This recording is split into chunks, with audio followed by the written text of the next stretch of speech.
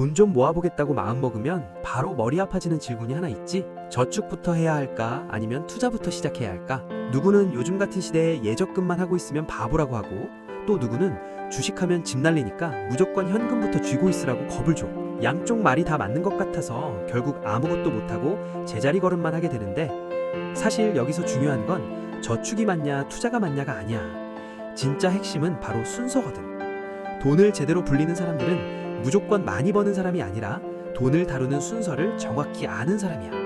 오늘 그 정답을 딱 정해줄 테니까 네 돈이 왜 안 모였는지 그 이유를 이번 기회에 확실히 알아갔으면 좋겠어. 많은 사람이 돈을 못 모으는 진짜 이유는 투자 실력이 없어서가 아니야.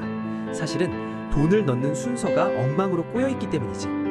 예를 들어 비상금 한 푼 없는데 주식부터 시작하는 경우가 그래. 월급날 통장에 돈 좀 들어오면 바로 종목부터 고르고 계좌 수익률 보면서 흐뭇해하지만, 그렇게 시작하면 현실적으로 오래 못 버텨. 인생은 절대로 우리 계획대로만 흘러가지 않거든. 갑자기 병원비가 나갈 수도 있고, 차가 고장나거나 생각지도 못한 경조사가 생길 수도 있어. 그런 상황이 왔는데 손에 쥔 현금이 없으면 어떻게 될까? 결국 투자한 돈을 빼야 해. 더 미치는 건 돈을 빼야 하는 그 시점이 하필 시장이 개판일 때일 수도 있다는 거지. 장기 투자하려고 넣은 돈인데 당장 쓸 현금이 없어서 손해를 보고 팔아야 하는 상황. 이건 투자가 나쁜 게 아니라 네 순서가 잘못돼서 무너지는 거야. 그래서 돈을 불릴 때 제일 먼저 해야 할 건 수익률 공부가 아니라 어떤 상황에서도 버틸 수 있는 구조를 만드는 거야. 그 첫 번째가 바로 생활 방어 자금, 즉 비상금을 만드는 거지. 거창한 돈일 필요는 없어. 보통은 네 생활비의 3개월에서 6개월치 정도를 추천해. 한 달에 200만 원 정도 쓴다면 최소 600만 원은 언제든 꺼낼 수 있는 통장에 넣어두는 거야. 여기서 중요한 포인트는 이 돈을 불리는 돈이 아니라 지키는 돈으로 생각해야 한다는 거야. 많은 사람이 비상금을 그냥 놀고 있는 아까운 돈으로 생각해서 빨리 투자로 옮기고 싶어 안달이 나거든. 근데 비상금은 수익을 내는 역할보다 네 투자를 끝까지 지켜주는 방패 역할이 훨씬 커. 비상금이 든든해야 시장이 박살나도 나중에 오르겠지 하며 버틸 수 있고, 갑작스러운 지출 때문에 네 투자 계획을 망치지 않을 수 있으니까. 그 다음 단계는 매달 고정적으로 남길 수 있는 돈의 시스템을 만드는 거야. 사람들은 저축과 투자를 선택의 문제라고 착각하는데, 이건 선택이 아니라 구조의 문제야.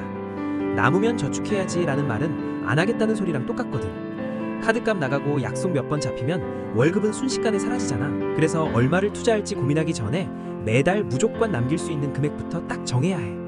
월급이 들어오자마자 네 생활비를 제외한 저축과 투자 자금을 기계적으로 떼어놓는 거지. 이 구조가 잡히지 않으면 아무리 대박 종목을 접어도 결국 돈이 불어나는 관성이 만들어지지 않아. 돈을 진짜 잘 모으는 사람들은 수익률보다 이 남기는 금액을 고정하는 데 훨씬 더 집착한다는 걸 기억해. 비상금도 만들고 남길 구조도 만들었다면 이제 저축과 투자를 목적에 따라 나누면 돼. 이건 둘 중 하나를 고르는 이지선다가 아니야. 1년 안에 써야 하는 전세자금이나 결혼자금처럼 가까운 미래에 꼭 필요한 돈은 투자보다는 저축에 비중을 둬야 해. 이런 돈은 수익률보다 무조건 안전한 게 최고거든. 반대로 5년 이상 안 쓸 돈이나 노후자금이라면 저축만 해서는 절대 안 돼. 이때부터는 투자가 반드시 필요해. 간단히 정리하자면 가까운 돈은 저축으로, 먼 돈은 투자로 보내는 기준을 세우는 거야.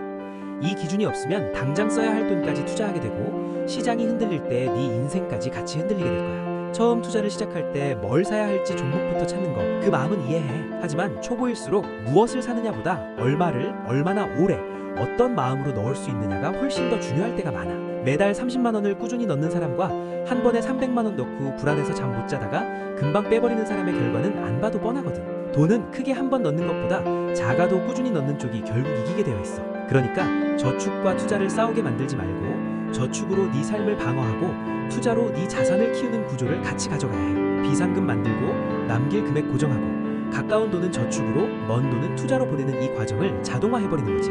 이 순서가 중요한 이유는 네가 한 번에 벼락부자가 되게 해줘서가 아니야. 현실의 파도가 쳐도 네 삶이 무너지지 않게 지켜주기 때문이지.